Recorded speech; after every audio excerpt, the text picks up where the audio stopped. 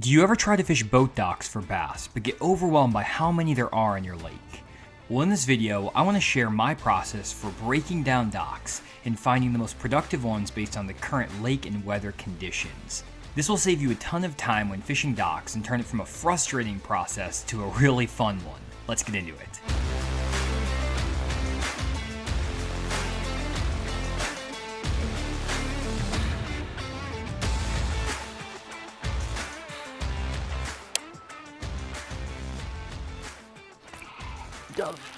Go underneath that boat dock on the jig. Freaking let's go. Big one for beaver at least. Man, under that shallow boat slip, guys. Skip that thing in there. Motion fishing, hand-tied flipping jig. Love skipping boat docks this time of year, guys. Absolutely awesome. That fish came out of there like a shot. He crushed that too. Oh, there we go, guys. Beautiful fish on the flipping jig. That's what I am talking about. September bass fishing can be tough, but when these fish get around these shallow boat docks, it can get so fun. Let's get another one. There we go, guys. Welcome back to Fish the Moment. Got that fish on a little 3/8 ounce hand-tied motion fishing flipping jig. And basically, I was just fishing it in this little boat stall right here. It's crazy. The water's really clear right here, 3.5 to 4 foot of visibility. So I can see the bottom at the bottom of this boat stall, but there's some shade up in this little boat dock. And all I was doing, guys, is basically just taking this jig and skipping it back up under that stall there, letting it sink for just a second. And honestly, as soon as that bait got in the area, that fish ate it. And that's pretty typical this time of year when you're fishing around these shallow boat docks. So let me kind of explain what I'm doing, how I'm going to hopefully duplicate this dock pattern and put some more fish in the boat. When trying to find bass on boat docks, there are 3 factors I focus on. The first is where the docks are situated within a creek or a bay. The second is the slope of the bank that the dock is on. And the third is the section of the lake that I'm fishing. As far as the dock positioning within a creek, I really pay attention to whether the dock is on the main lake, the first half of the creek, or the back half of the creek. Usually one of these 3 is going to be the most productive on any given fishing day, and this can change based on the season and the lake conditions you're facing on a given trip. As far as bank angle goes, there's a lot of variation from dock to dock, but in general, I break it down into 3 types: docks on very flat banks, docks on very steep banks, and docks on transition banks. The flatter docks are going to have walkways that are in a few inches of water, and the ends are in 5 to 10 feet of water. The steeper docks will have the walkways maybe 2 to 3 feet of water against the bank, and the end of the floating docks can be in 30 to 50 feet of water at times.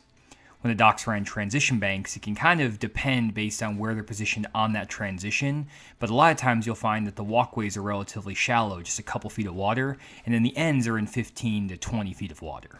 Finally, you need to pay attention to the section of the lake you're in, especially if you're in a bigger lake that's 15 to 30 miles long. This is because each section of the lake can vary in water temperature, water clarity, the type of cover or bottom composition, the average depth, and a lot of other factors.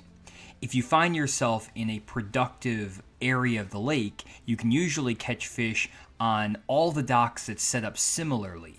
But once you leave that zone, you'll stop getting bit on that pattern. It's pretty obvious when it happens. So I try to determine that general 3 to 5 mile zone as quick as possible so I'm not fishing in dead water. With all 3 of these factors in mind, we can start determining which docks are the most productive.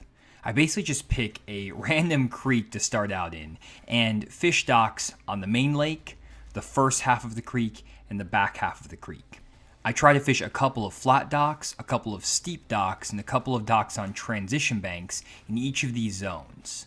Usually you'll start seeing baitfish activity around some of the more productive docks, and if you do get a bite on one of these docks, make note of it, and then go to the next creek over and try to find docks that set up in the exact same situation. For example, try to find flat docks in the first half of the creek if that's where you got your first bite.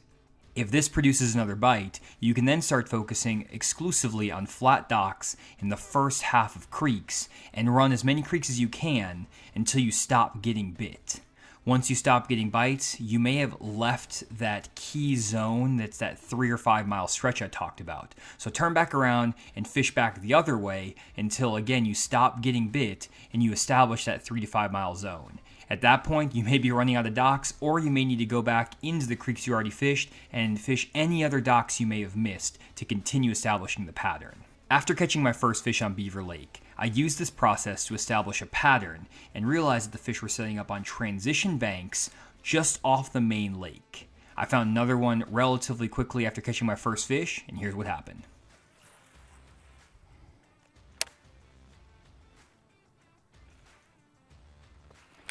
Got him.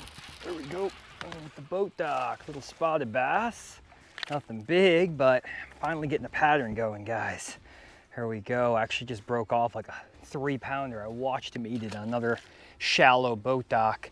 I think I'm finally getting the pattern down. And what I'm starting to figure out is these fish are transitioning from these kind of steeper banks to the flatter banks. And if I can find a dock that's on one of those transitions that's relatively flat, it's not a super deep, steep dock. It needs to be a really flat bottom area, or a dock with kind of shallow underneath it. If I can find that combo, I'm usually getting bit. So it's my 3rd bite now. I'm bummed I broke off that one because that was a really, really good one. And all just coming on that jig still. But I'm hoping I can start running docks now with a little bit more speed because I don't have to fish so many. And I might be able to get on fish a little bit faster here. Well, big gar just took off right there. That was crazy.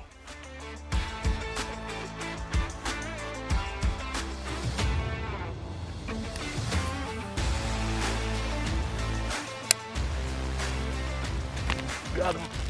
Good one off that shallow. Get over the thing. That shallow float down there. Stay on there, fish. This is another freaking good one.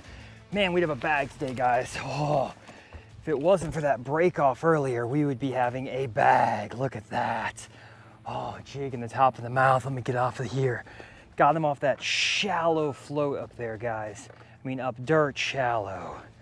Really nice fish.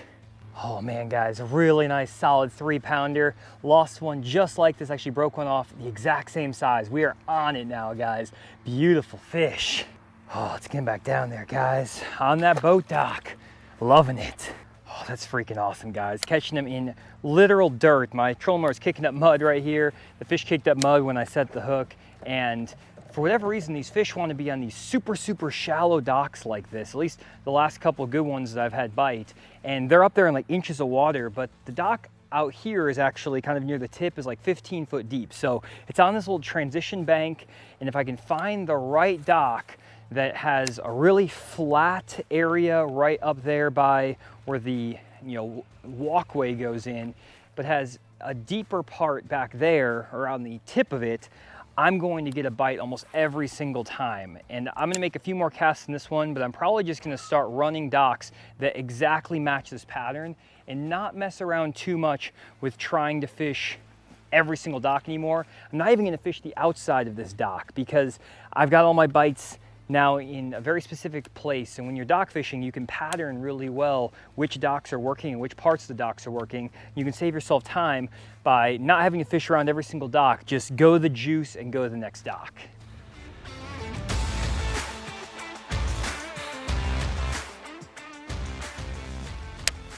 What's interesting right now, guys, I'm fishing a bunch of these docks and I'm not getting bit, even though they look perfect and set up the same way as the past few docks we fished.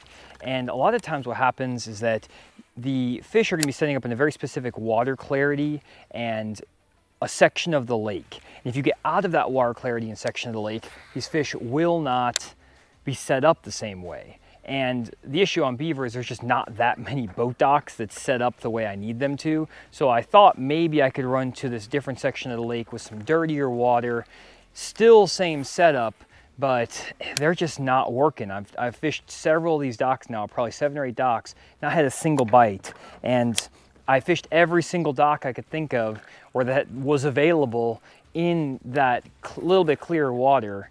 And I got 3 really good bites doing it, caught another spotted bass. I didn't capitalize on all of them, and it's kind of tricky with this dock deal because if you don't have that many docks on your lake, you a lot of times will run out of docks to pattern. And you can try running more and more docks, but you're gonna end up, like I am right now, fishing a bunch of dead docks or dead water. So there's like 3 more I'm gonna fish here just to see maybe I can get one of them to work, but a lot of times it can be really, really tricky to get a dock pattern going if there's only, let's say, a dozen or 2 dozen docks that's set up, because not everyone's going to have fish on it. And there's some sections of Beaver Lake where the docks are more prevalent, but overall there's not that many. So it's a really risky deal. It's not my favorite pattern to run. Not only is it risky in the sense that you don't have that many options or docks to fish in some specific lakes, but also you might break off like I did on that one over a cable, and that's just kind of how it goes. You can't really control that. You can pick up some fish randomly sometimes just working in and around these docks. For example, throwing a whopper plopper or a buzz bait and just kind of picking off fish that might be up on these flats. I don't have one out right now, but that would be a really good idea to pick up extra fish. And usually what I would do if I was fishing a tournament is try to go find a place where I could catch a quick limit of spotted bass, or at least get a couple keepers in the boat in the first hour or two of the morning, then try to do the dock deal and really just bank on the dock pattern for 2 to 3 really good bites. I don't want to rely on this pattern for a 5 fish limit day in and day out. It's really sketchy. You're gonna lose fish. You're gonna just have things happen. So it's a really good pattern. I'm not gonna say you shouldn't try it, because obviously you can see I'm getting some good bites today, especially for beaver standards. I'm getting some really good quality bites, but it's just not the easiest deal to do on a consistent basis. And especially if you're fishing like a multi-day tournament or whatever, it's really sketchy because there's only so many docks to fish. You can just burn them up. You can get bites off the same docks every once in a while, but it is a little bit tougher. So I'm gonna fish the rest of these, just see if I can get bit, but I'm not really feeling it in this area of the lake. Well guys, I had a lot of fun this afternoon catching fish shallow on a jig around boat docks. No electronics today, but we still got some really quality fish, especially for Beaver Lake standards. I ended up running out of boat docks to actually fish that fit my pattern, and as I mentioned, that just kind of happens depending on the pattern you find.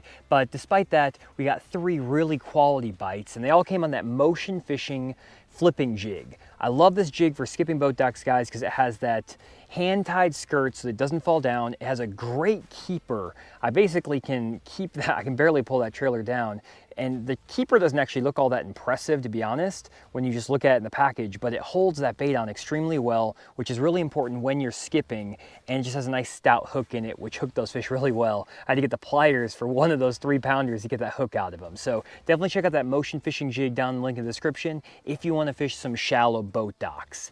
It's been kind of a tough September, guys, so getting out here and getting even 3 quality bites is a really good deal, and it just lets me know this is a pattern that is something I should be looking for anytime on the lake in September, and hopefully you can do that too on your home lake. Let me know if you enjoyed this video, and if you did, leave a comment down below letting me know what you thought, and also leave a like on the video. It really helps me out. Thanks for checking out this one. We'll see you all next video.